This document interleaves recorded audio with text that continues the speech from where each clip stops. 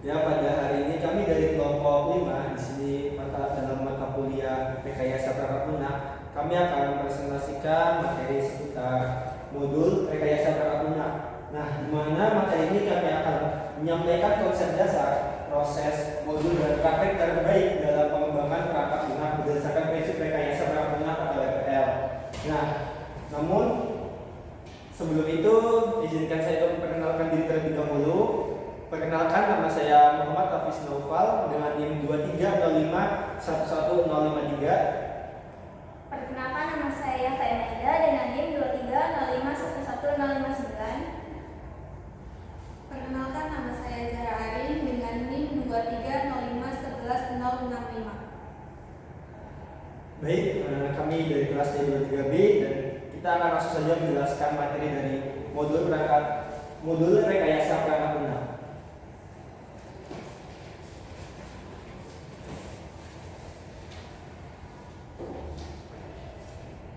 Nah, jadi apa sih pengertian dari rekayasa perangkat lunak itu? Yang dimaksud perangkat lunak atau rekayasa perangkat lunak atau yang dikenal dalam bahasa Inggris sebagai software engineering merupakan cabang ilmu komputer yang didedikasikan untuk menangani permasalahan dalam pengembangan perangkat lunak secara sistematis. Jadi rekayasa itu kita seolah-olah membuat sebuah perangkat lunak sehingga perangkat lunak kita itu terstruktur dengan rapi dari awal hingga akhir. Kemudian selanjutnya perangkat lunak dapat dibedakan menjadi beberapa jenis, antara lain yang pertama yaitu perangkat lunak sistem seperti sistem operasi, contohnya itu ada Windows, Linux, kemudian ada Linux Ubuntu, kemudian ada yang lain sebagainya. Nah, itu bertugas mengatur kerja perangkat keras dan menjadi dasar bagi aplikasi lain. Kemudian perangkat lunak aplikasi seperti Microsoft Word atau Photoshop, CorelDRAW, browser, dan yang digunakan untuk menjalankan tugas-tugas spesifik bagi pengguna. Kemudian ini biasanya digunakan untuk sehari-hari kita baik dalam kuliah, dalam pekerjaan dan lain sebagainya.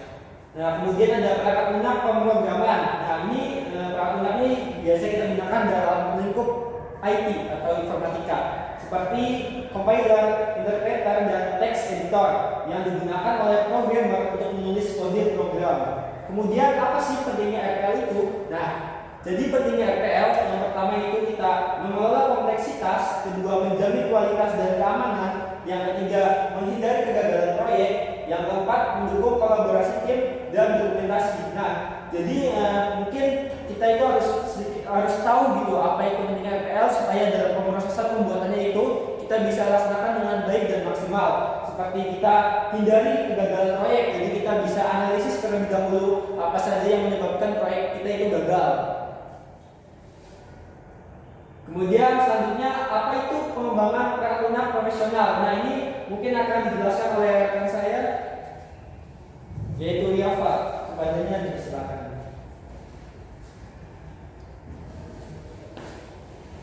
Selanjutnya ada apa itu pengembangan perangkat lunak profesional. Pengembangan perangkat lunak profesional proses sistematis dalam menciptakan solusi digital, melibatkan praktik terbaik, standar industri, dan prinsip RPL.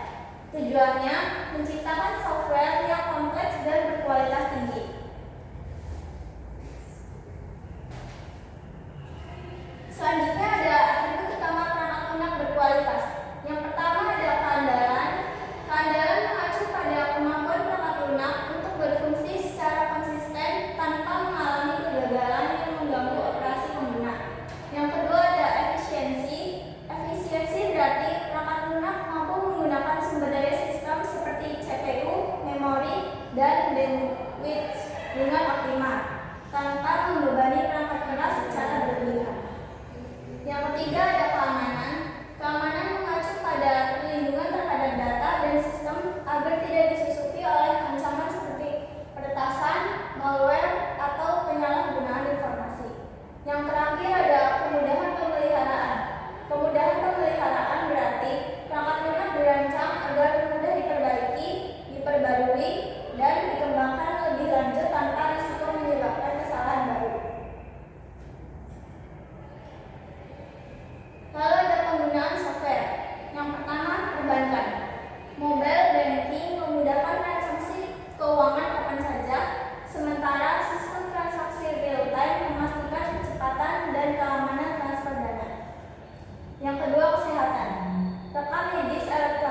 membantu dokter mengakses riwayat pasien dengan cepat, dan sistem informasi rumah sakit meningkatkan efisiensi operasional layanan medis.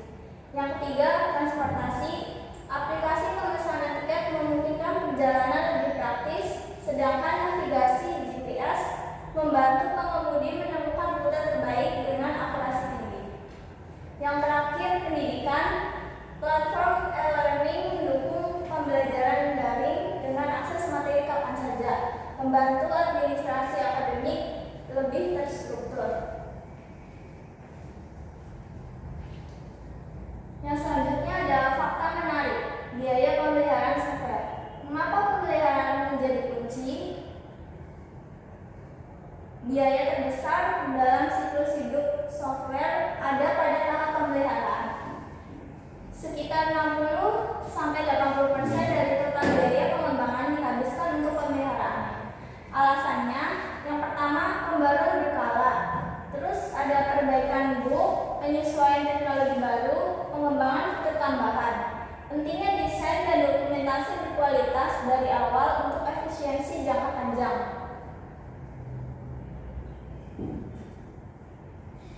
Yang selanjutnya ada atribut utama perangkat lunak berkualitas.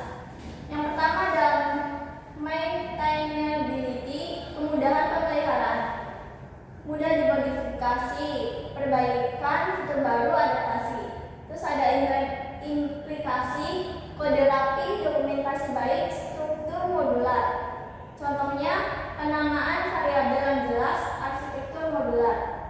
Terus ada keandalan dan keamanan, berjalan konsisten tanpa crash atau kesalahan fatal. Keamanannya, tahan serangan, menjaga integritas dan kerahasiaan data.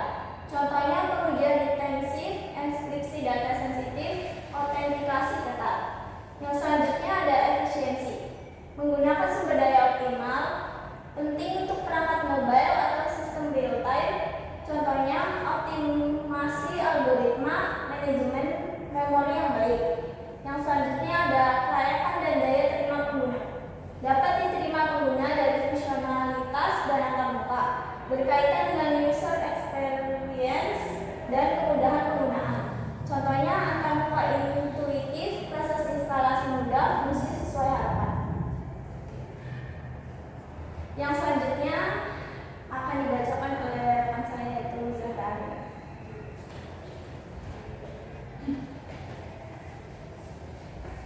Di sini apa itu proses perangkat lunak?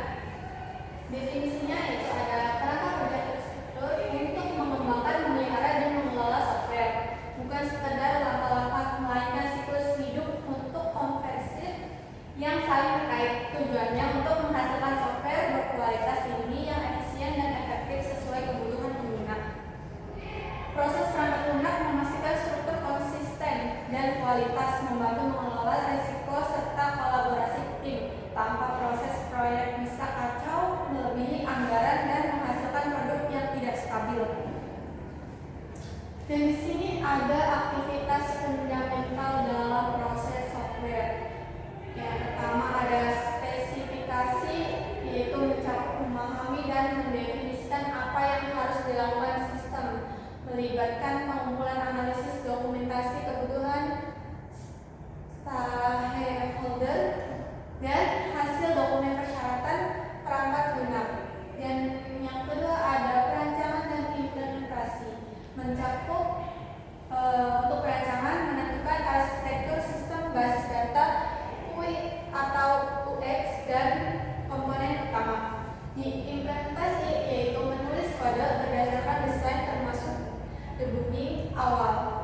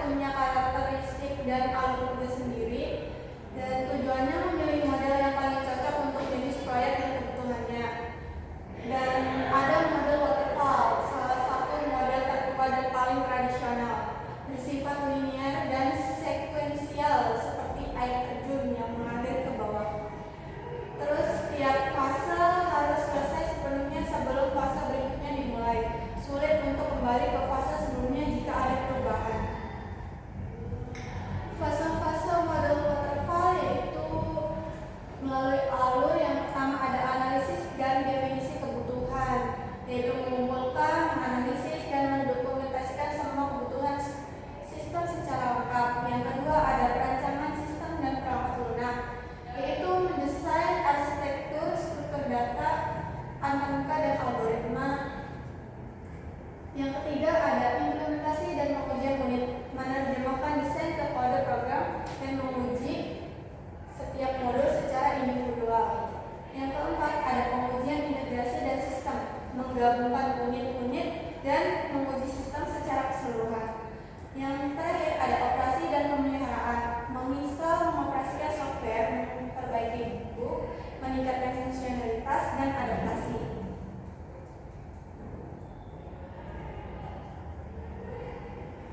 Dan selanjutnya ada model incremental development, yaitu membangun secara bertahap.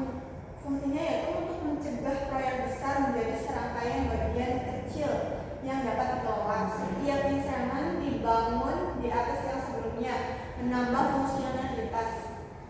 Di sini juga ada result oriented software. Plus artinya rekayasa perangkat lunak berorientasi penggunaan ulang. Ada pendekatan yang fokus pada penggunaan kembali komponen software yang sudah ada. Tujuannya untuk mempercepat pengembangan, mengurangi biaya, meningkatkan kualitas dan kendala. Manfaatnya yaitu hasil pelajaran yang sudah terbukti.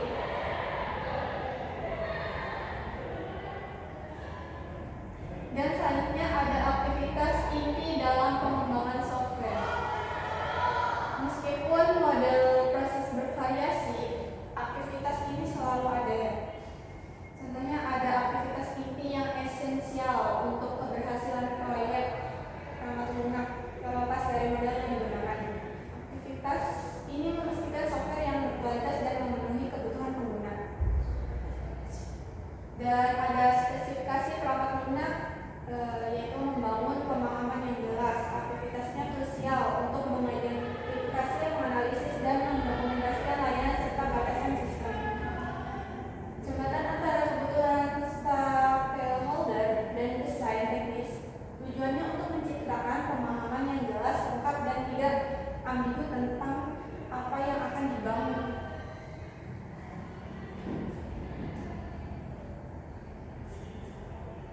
Selanjutnya ada aktivitas dalam spesifikasi perangkat lunak.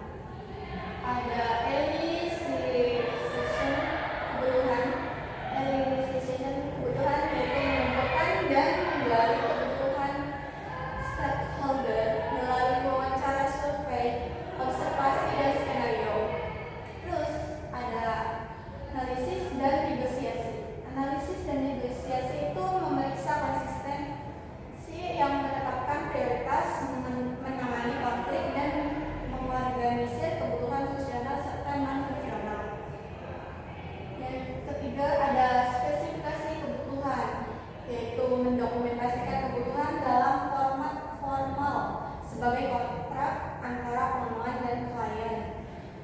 Ada validasi kebutuhan, yaitu memastikan kebutuhan akurat, realistis, dan dapat diuji melalui peninjauan prototype atau simulasi.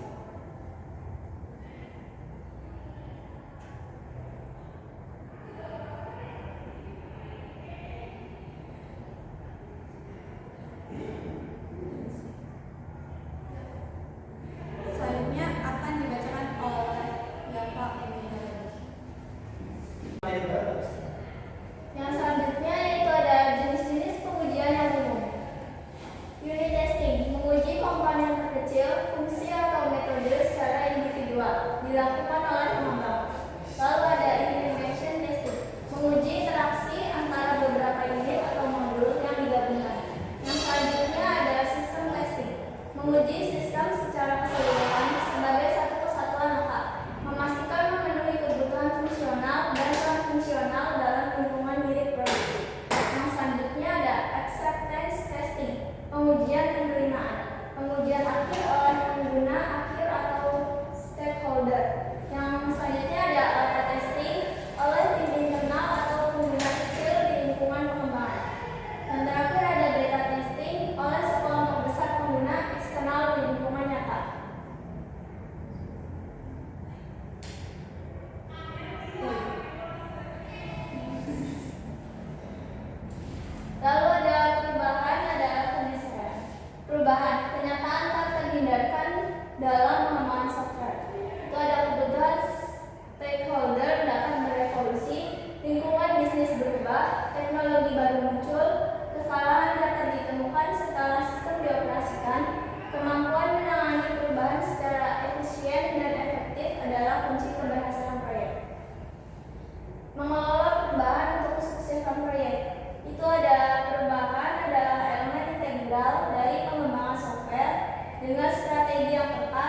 desain fleksibel, manajemen versi, iterasi, komunikasi, pengujian, prototipe. Kita bisa meminimalkan dampak negatifnya. Prototipe adalah alat yang sangat ampuh untuk mengklarifikasi kebutuhan dan mengurangi risiko di awal proyek. Apa itu extreme programming? Extreme programming itu salah satu metodologi agil yang paling terkenal dan disipliner, menekankan serangkaian praktik ekstrim untuk meningkatkan kualitas software.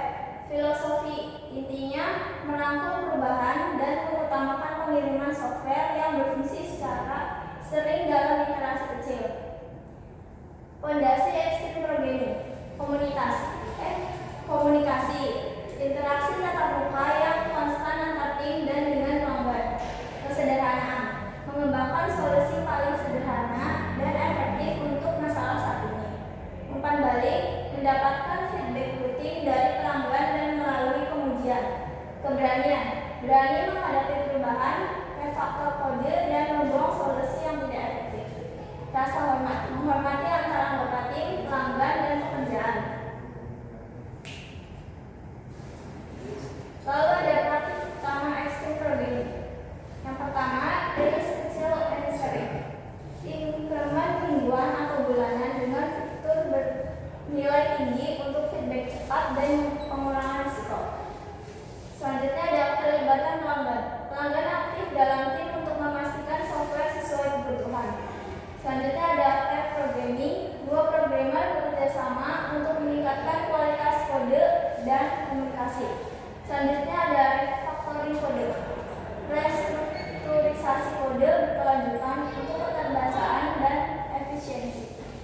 Lalu ada test first development, pengujian otomatis sebelum kode ditulis untuk memastikan kualitas.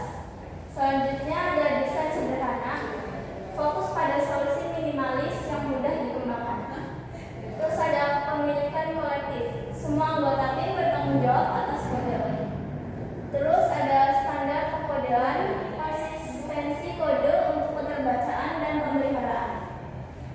Terus ada planning game, kolaborasi pengembang dan pelanggan untuk prioritas tujuan. Yang terakhir, continuous integration, integrasi kode harian dengan pengujian otomatis untuk deteksi bug lebih awal.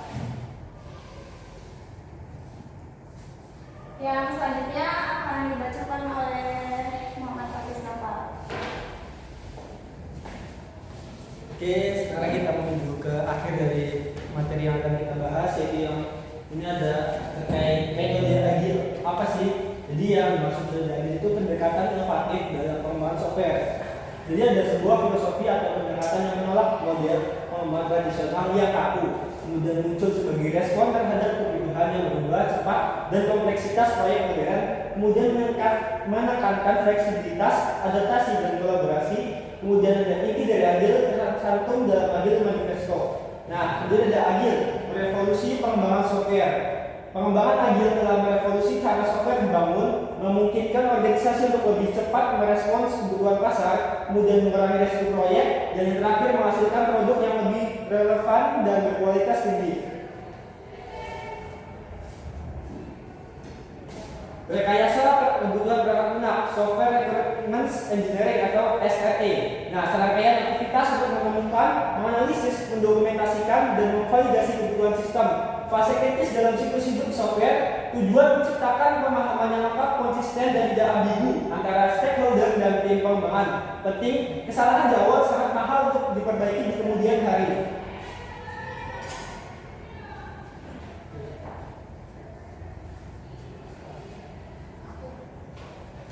Kemudian tujuan oleh negara.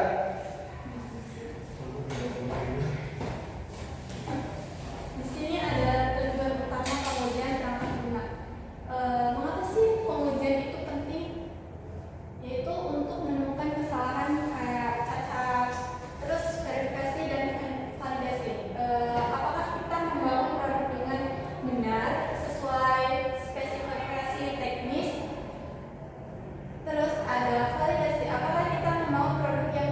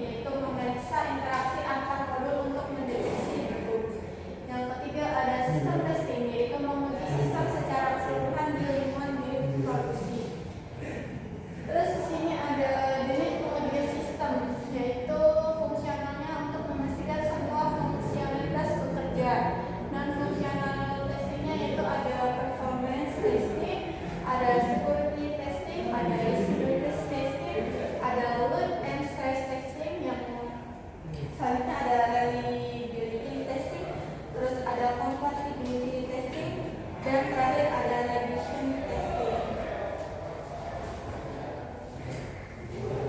Selanjutnya akan dijelaskan oleh Novel. Oke, sekarang kita akan kesimpulan dari materi yang kita bahas yang tadi telah disampaikan oleh teman-teman saya dari Zahra yang Pak dan saya sendiri Noval. Nah, jadi kesimpulan dari materi kami itu rekayasa perangkat lunak atau RPL merupakan pendekatan sistematis dan terstruktur untuk mengembangkan perangkat lunak yang berkualitas, efisien, dan juga sesuai kebutuhan pengguna. Jadi dalam RPL itu setiap tahap mulai dari spesifikasi kebutuhan, desain, kemudian ada implementasi, kemudian pengujian, hingga pemeliharaan dilakukan secara terencana atau terstruktur agar menghasilkan software yang andal dan mudah dikembangkan. Nah, terus ada metode pengembangan seperti Agile dan Extreme Programming atau XP itu juga menjadi solusi efektif untuk menghadapi dinamika perubahan kebutuhan pengguna. Baik itu selain itu, rekayasa kebutuhan, pemodelan sistem, dan pengujian perangkat lunak memainkan peran penting dalam menjamin keberhasilan proyek. Dengan menerapkan prinsip-prinsip RPL, risiko kegagalan proyek dapat dikurangi dan kepuasan pengguna pun dapat meningkat secara signifikan.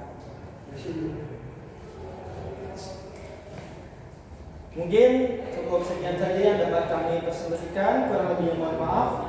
Wassalamualaikum warahmatullahi wabarakatuh.